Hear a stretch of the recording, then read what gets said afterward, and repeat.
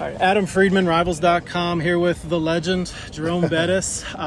Your son is out here competing at the Atlanta Rivals camp. We're really excited to watch him perform. And, you've been to so many of these types of showcases throughout the years. What stands out to you about the recruiting process nowadays versus when you went through the recruiting process? Well, obviously nowadays things are much different for high school kids because of the transfer portal.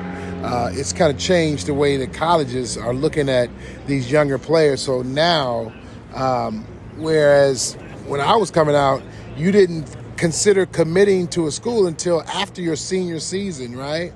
Now, I think it's in your best interest to make that commitment before your senior season. Kind of after your junior season, you look at the landscape and see where you best fit, and you've got to make that decision much earlier than you used to. And so as a result of it, now you're being judged and looked at as a freshman, as a sophomore, much differently. Where in my days, your freshman year, sophomore year, you were just trying to figure it out. You're on JV then. Yeah. You try to figure it out, and then you kind of go from there. Now, the process has started much faster, and it's allowed an opportunity for rivals to come in and say, listen, we can help in that process, because there is a kind of that chasm there that as a parent you don't know what to do, because your son may not be on the varsity team,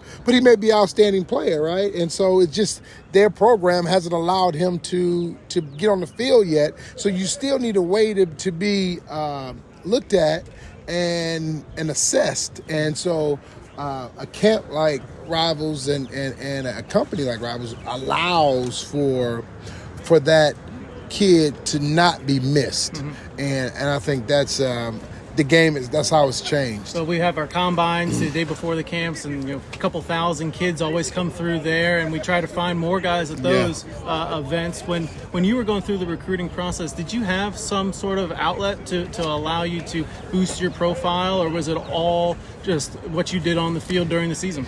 The only things that we were able to do were at camps, mm-hmm. for the school camps. So for me, I went to the University of Michigan camp. And fortunately for me, I won the most outstanding player in the entire camp. So obviously that puts you on the map from that standpoint, because now everybody's saying, well, who's this kid that, he's the most outstanding player at the University of Michigan camp? We at least want to know who he is, so we can get a beat on him. And so that's kind of how it happened then. Mm-hmm. Unfortunately, that's kind of not how it happens anymore. So it's there's a vacuum where you had to find something to fill that vacuum. Yeah. Well, that's what we're trying to do with these camps here. Yeah, we've found some pretty good ones here. Yes. When you were talking about your recruiting process and how you mm-hmm. won most outstanding player at the Michigan camp, how did you end up at Notre Dame then after that? How did that all play out? Well, actually, what happened was it was a situation where once that happened, all of the schools started to get involved in recruiting. And the one reason that I didn't go to Michigan as opposed to going to Notre Dame was I was a 2A All-American. So I was an All-American linebacker, and I was an All-American fullback. And my high school coach told me that I was going to be too short to play on the next level at linebacker. In terms of NFL, because he had coached Pepper Johnson, mm-hmm. so he knew, there was another Kevin Brooks that played for the Cowboys. Yeah, sure. Who was defensive end. So he knew. Pepper's about like 8 inches taller than you. Yeah, right. Yeah. So he knew what that prototypical linebacker is going to look like, and then he knew I was 5'10" at the time, so he knew I was undersized, but he knew I would be perfect size for fullback. Mm-hmm. And so it seems like you guys made the right choice. It was the right choice. And then the schools, Michigan wanted me to play linebacker. They wanted me to be the starting inside linebacker, because they had just brought in the number one tailback in the country Who was it at at that the time? Who time. they have rated that over was, you? Who was that? Well, I was a fullback, Oh, so okay. I was the number 1 rated fullback in the country. Okay, there we go. But they was tailback, and it was Ricky Powers. Okay. He was the number 1 tailback in the country out of Ohio. And Yeah. so I was a fullback, but I played. I ran the ball at the fullback position, but I was a true fullback. I was 38 pounds. Yeah. So I was a big boy. Yeah, you sure. know. No more fullbacks nowadays. Right. No Yeah. more fullbacks. Right. And so, if it was now, I would have played linebacker, and no question. But but what happened was Notre Dame's offense was built around the fullback, and that's what interests me. Yeah. And so it was only a few schools that really utilized the fullback, because they were just starting to kind of get away from. Some schools were going 3 wides a little bit, so they were starting to phase that out. But I was still able to look at Notre Dame, And it worked out. and it all worked out, and Yeah. got So the is that when opportunity. you got the nickname the Bus, or how did that all pan out? Yeah. So the nickname the Bus came when I got to Notre Dame, and there was somebody in the student body newspaper that wrote an article that said that I reminded them of a bus, and I was taking guys to school or whatever, carrying guys, and then it kind of stuck, and yeah. Some great writers over there, Yeah, really creative it did. writers at Notre Dame student newspaper.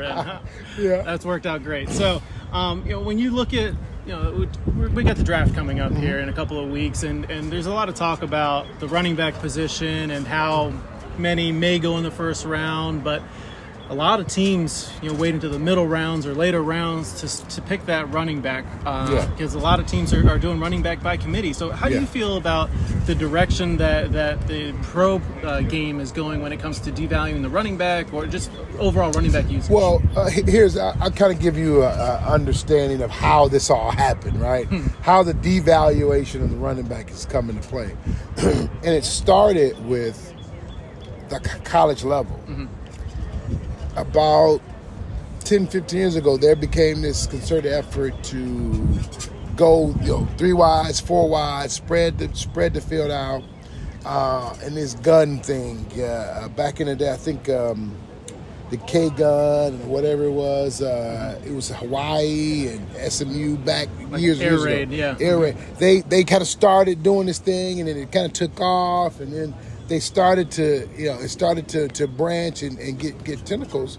And so what happened was teams start seeing that, hey, we can put, another wide receiver on the field, more speed, yada, yada.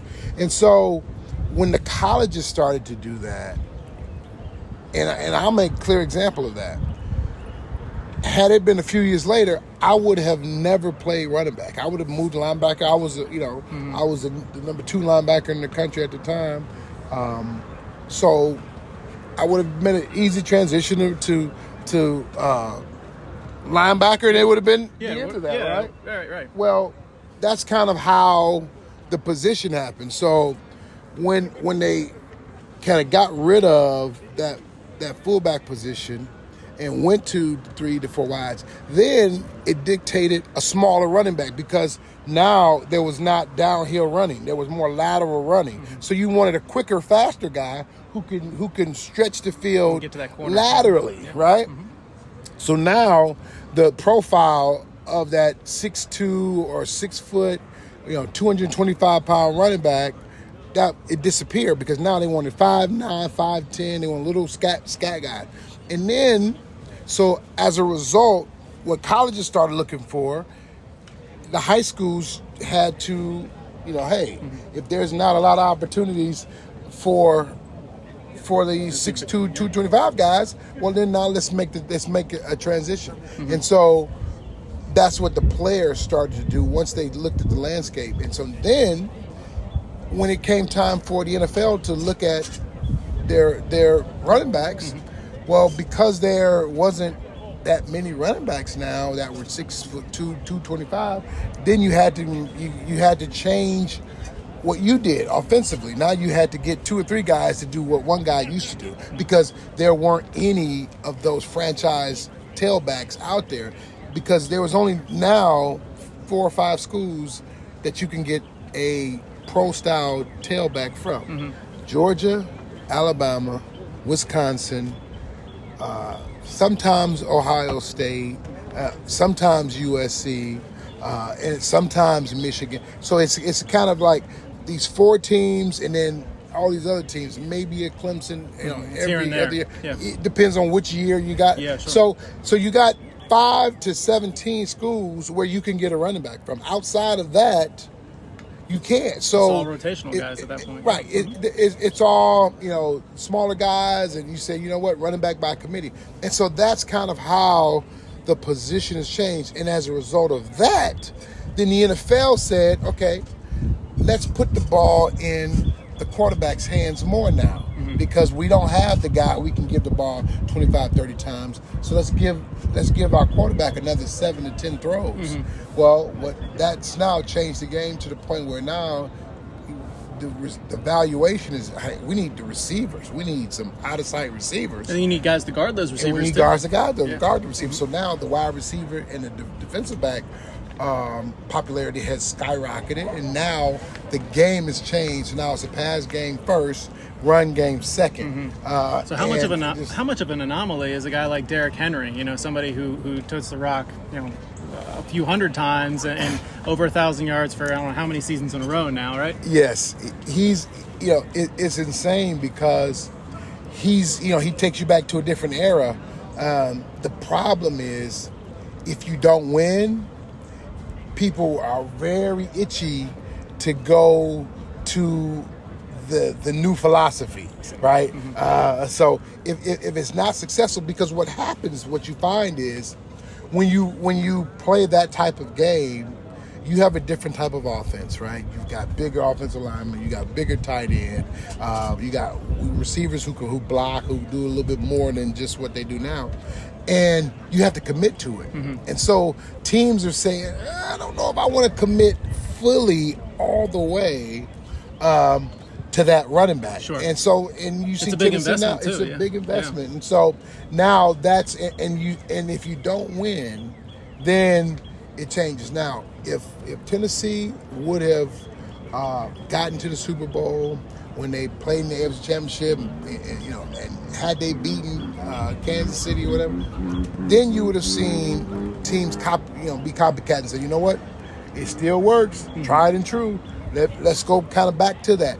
And if that's always the case, whoever wins the Super Bowl, you start to see teams that say, we want to look like this, we want to play like this, and so unfortunately it didn't happen, and so it kind of gained in popularity, and now it's coming back down. Okay, cool. I want to bring this back full circle here. Talk about why we're out here today. Your son out here at the Rivals Camp competing to show off his skill set and really get better and make it to that next level. He's got plenty of opportunities right now. What are you trying to look for in the recruiting process to kind of help him navigate some of the pitfalls that are out there?